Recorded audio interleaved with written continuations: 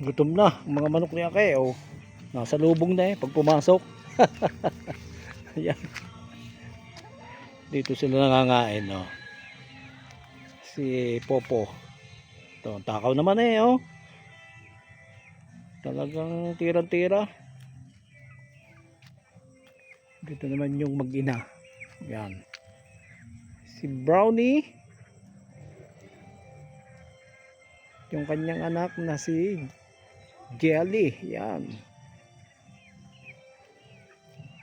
Narito rin si Minnie. Yan. So yan yung mga cast natin dito ng mga kambing. sa kambingan. Pupunta ko doon sa dulo. At itong mga ito ay susunod. Ganyan kasi ang ugali nila Baka ipalayo yung manok. Takot sa akin. Baka daw mga tinola. Yan lang mga tinola. So gagala ko muna kayo dito. Papasyal ko kayo sa ating kambingan. So mayroon din ditong manok sa kambingan Yan. Hindi ko alam kung anong pangalan nito. Yung kanyang manok na yan.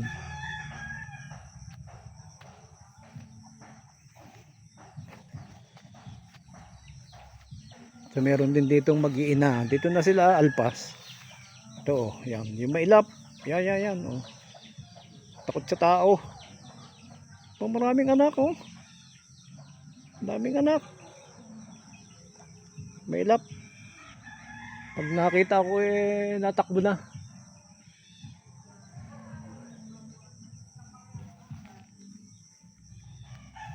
Napakailap. Yan ang mga manok at kambing dito sa ilalim ng mga dwarf coconut. Mga dwarf coconut natin.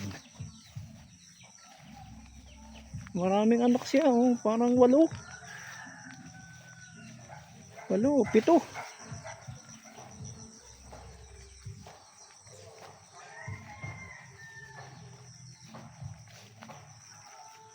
So ating tingnan yung net na inilagay. Ito yon.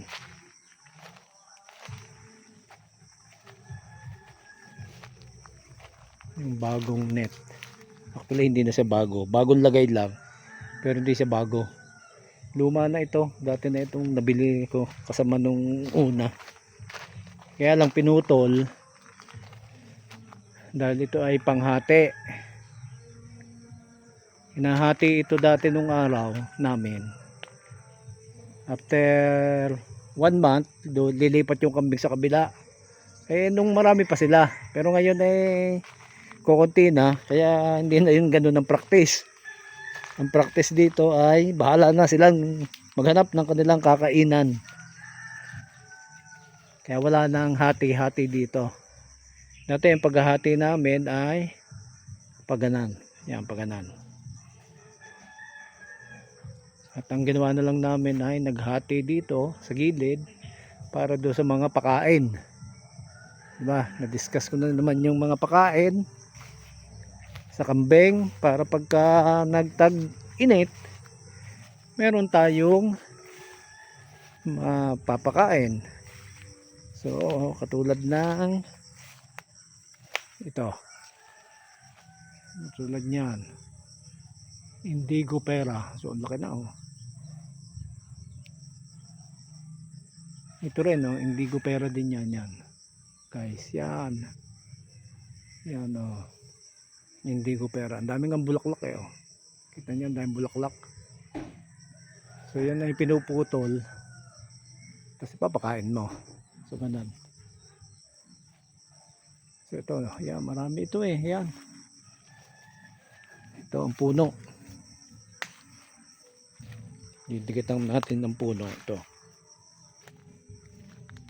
So yan, ito yung puno ng indigo pera. So yan, tataas na nga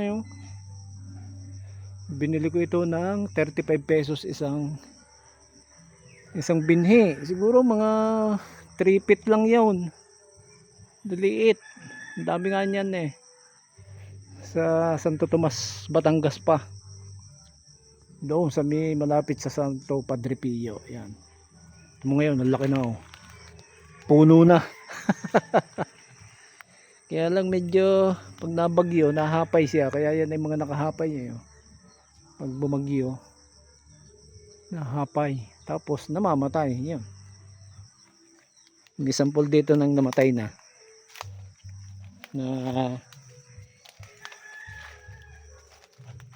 indigo pera. Yan. Ito mo. Yan. Humapay siya. Namatay. Ang laking puno na din yan.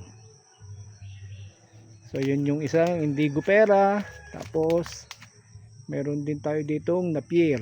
So yan, napier yan. Yan. Yung parang tubo. Tinanim din natin yan.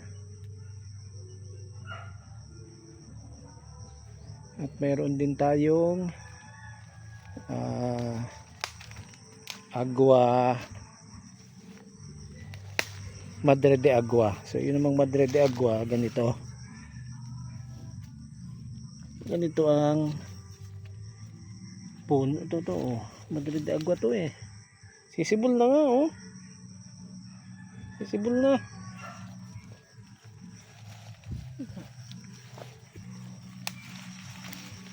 Yan oh. Yan, ganito ang dahon nito oh. Yan, madre de agua to.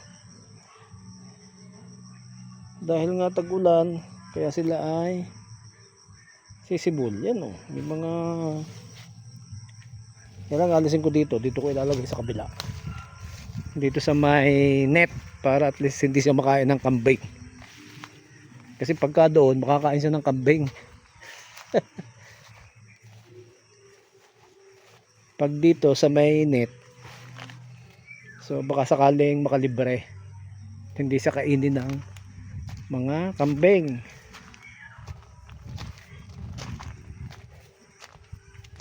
Dito natin ilalagay sa kabilang gilid, dito sa kabila, para siya dyan mabuhay sana. Pamaya ko ayusin. So lang, bye bye, God bless, peace. Kung bago ka dito sa channel ko, pwede bang pa-subscribe para lagi kang updated sa aking mga bagong video. Bye bye, God bless, peace.